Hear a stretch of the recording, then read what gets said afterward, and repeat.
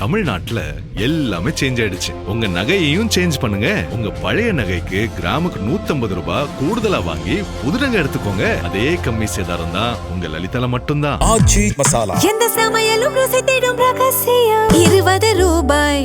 ஹாலிடேஸ்னாலே அது நம்ம ஜிடி ஹாலிடேஸ் தான். GT Holidays, South India's #1 travel brand. You know you are special when you're with GT Holidays. முன்னெல்லாம் புயல் மழை நேரத்தில் ஸ்கூலுக்கு லீவ் விடுவாங்க. ஆனால் இந்த ஆட்சி அமைஞ்ச பிறகுதான் முதல் முறையா கரண்ட் இல்லைன்னு ஸ்கூல்ஸ்க்கு லீவ் விட ஆரம்பிச்சிருக்காங்க. சென்னை, பெரம்பூர் மற்றும் வியாசர்பாடியில் கடந்த ஜூன் 9ஆம் தேதி அன்னைக்கு 4 தனியார் பள்ளிகளுக்கு கரண்ட் இல்லைன்னு லீவ் விட்டாங்க. முன்னாடி மழை வர்றப்பெல்லாம் ஸ்கூல் பசங்க டிவி ஆன் பண்ணி இன்னைக்கு ஸ்கூல் இருக்கா இல்லையான்னு தெரிஞ்சுப்பாங்க. ஆனா இப்பெல்லாம் டிவி ஆன் பண்ண முடியலன்னு தெரிஞ்சுக்கிறாங்க. சரி, இன்னைக்கு கரண்ட் இல்லை, இன்னைக்கு ஸ்கூல் லீவ் தான் அப்படின்னு. ஸோ ஒரு மிகப்பெரிய ஒரு அட்வான்ஸ் டெக்னாலஜியை இந்த அரசு உருவாக்கி இருக்கு. எதிர்கட்சியான எங்க பொதுக்கூட்டத்துல தான் பவர் கட் ஆகுதோன்னு நான் கூட நினைச்சிட்டு இருந்தோம், வருத்தப்பட்டோம். ஆனா அமைச்சரவையில இடம்பெற்றிருக்கக்கூடிய விடுதலை சிறுத்தைகள் கட்சியுடைய தலைவரான அண்ணன் திரு தொல் திருமாவளவன் அவர்களும் பவர் கட்ல பாதிக்கப்பட்டிருக்கிறார். விடுதலை சிறுத்தைகள் கட்சியுடைய தலைமையகத்துக்கு முன்னாள் ஒன்றிய அமைச்சர் முன்னாள் அமைச்சர் அண்ணன் ப சிதம்பரம் அவர்கள் போயிருக்காரு.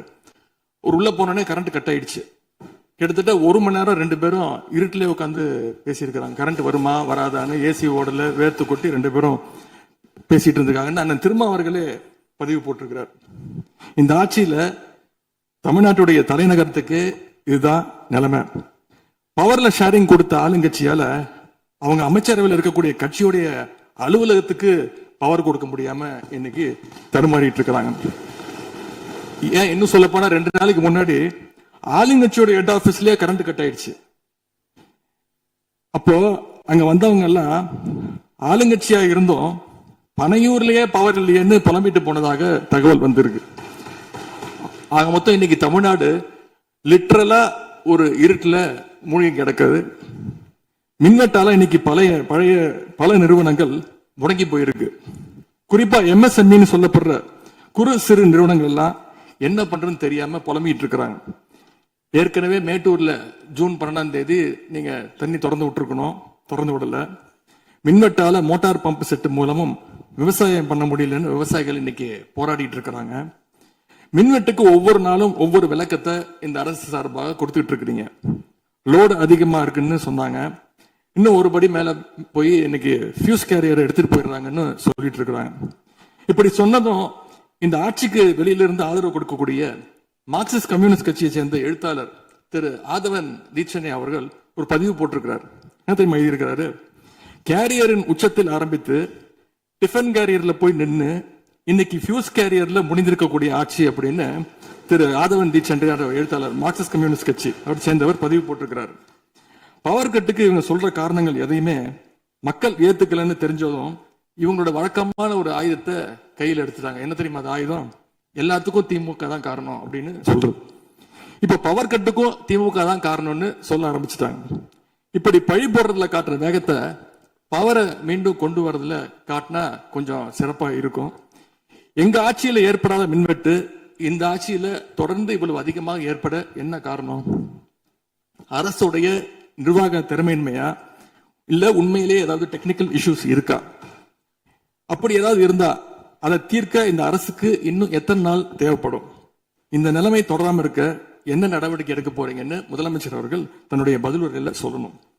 ஒரே ஒரு ஆறுதல், ஒரே ஒரு மகிழ்ச்சியான செய்தி என்னன்னா, ஆளுநர் உரையின் பொழுது சட்டமன்றத்துல பவர் கட் ஆகல. அதுக்கு இந்த அரசை பாராட்டலாம்னு நான் நினைச்சேன். அப்படி நினைக்கும் போது பாத்தீங்கன்னா சட்டசபை நிகழ்ச்சியை லைவ்ல கட் பண்ணிட்டாங்க.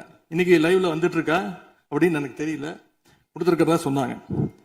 பணு பேரவைத் தலைவர் அவர்களே, எங்களுடைய திராவிட மாடல் ஆட்சி நடந்தப்போ 5 வருஷமும் நாங்க குறுவை சாகுபடிக்காக மேட்டூர்ல இருந்து சொன்ன தேதியில தண்ணீர் திறந்து விட்டுருக்கிறோம்.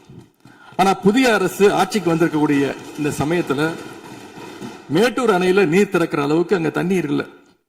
குறிப்பா ஜூன் மாசத்துல 9.91 TMC தண்ணீரை தமிழ்நாட்டுக்கு திறந்து விடணும்னு காவிரி நதிநீர் மேலாண்மை ஆணையம் கர்நாடகாவுக்கு உத்தரவு போட்டது. ஆனா இந்த நிமிஷம் வரைக்கும் அந்த உத்தரவை கர்நாடகா நிறைவேற்றல. அதை நிறைவேற்ற முதலமைச்சர் என்ன செய்ய போறாருன்னு பதிலுரையில சொல்லணும். அதே போல் டெல்டாவில் 6 லட்சம் ஹெக்டர் அளவுக்கு குறுவை சீசன்ல குறுவை சாகுபடி ஆகும். இந்த முறை மேட்டூர் அணையில தண்ணீர் திறக்காதனால அரசு அறிவிச்சிருக்கக்கூடிய குறுவை சிறப்பு தொகுப்பு ஸ்பெஷல் பேக்கேஜ் 134 கோடி ரூபாய்க்கு அறிவிச்சிருக்கிறீங்க. அது 10 இன்னைக்கு விவசாயிகள் போராடிட்டு இருக்கிறாங்க. சிறப்பு தொகுப்பு கஷ்டத்தை போக்காது, உரிய நிவாரணத்தை விரைவா அறிவிக்கணும்னு விவசாயிகள் எல்லாம் போராடிட்டு இருக்கிறாங்க. அதனால டெல்டா விவசாயிகளின் சார்பாக ஒரு கோரிக்கையை முதலமைச்சர் அவர்களுக்கு வைக்க விரும்புகிறேன். தமிழ்நாடு முழுக்க போராடி இருக்கக்கூடிய அனைத்து விவசாய சங்க பிரதிநிதிகளையும் அழைச்சு முதலமைச்சர் அவசரமாக ஒரு ஆலோசனை கூட்டத்தை நடத்த வேண்டும். காலதாமதம் இல்லாம விரைவா அந்த கூட்டம் நடத்தப்பட வேண்டும்னு கோரிக்கை வைக்கிறேன். நக்கீரன் டிவிக்கு சப்ஸ்கிரைப் செய்யுங்கள். உங்கள் ஆதரவே எங்கள் பலம். ஆசிரியர்களுக்கு நண்பனாகவும் மாணவர்களுக்கு ஆசானாகவும் திகழும் தேர்வு வழிகாட்டி. ஒவ்வொரு பாடத்திற்கும் அனுபவமிக்க ஆசிரியர்களின் துல்லியமான தெளிவான விடைகள். CNC இருக்கு, தேர்வு பயம் எதற்கு? இது தீரன் பப்ளிஷிங் ஹவுஸ் விற்பனை வெளியீடு.